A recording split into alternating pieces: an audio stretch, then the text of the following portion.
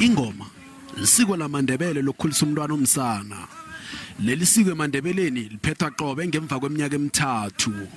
Nakhona kukhulunyiswa bona iyaphuma nje umnyaka lo. Solo yagcina ukuphuma ngo-2017 ngenxa yokwehla kwe-COVID-19. Isitshaba salapha sesikulungela ukuthumela abantwana bona bakhambe nabo baba babuye bamasokana. Imikhandlu yembuso sitshaba ithokozile. Ngiyakwamukela lokho mina njengami futhi ke namaNdebele wonke ukuthi siyamukela ngoba beza kubanga ipinda bama-mask sithi nathi siyakhalima mhlambe njengobukhosi nabo nabukhalimawo bungezibonakala ngathi abuzwakali biyadeleleka nokho siyamukela.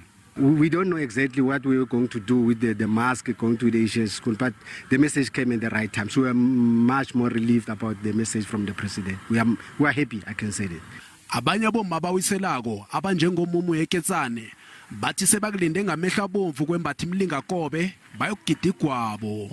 Njengomma onomntwana ozokhamba ayokuwela ihlizwa yami inethezekile kwanje ngoba benginokwara ukuthi umntwana la yakhona kuyobanjani ngesimo esingaphakathi kwaso se-COVID imfonyo ngaphanga abantwana bayengomeni so kanje ngikhululekile ukuthi izinto zibele sigeni. Ingoma kwaNdebele iphuma ekukhambeni kwenyanga le yokugoduka ekupheleni kwakaMgwengweni.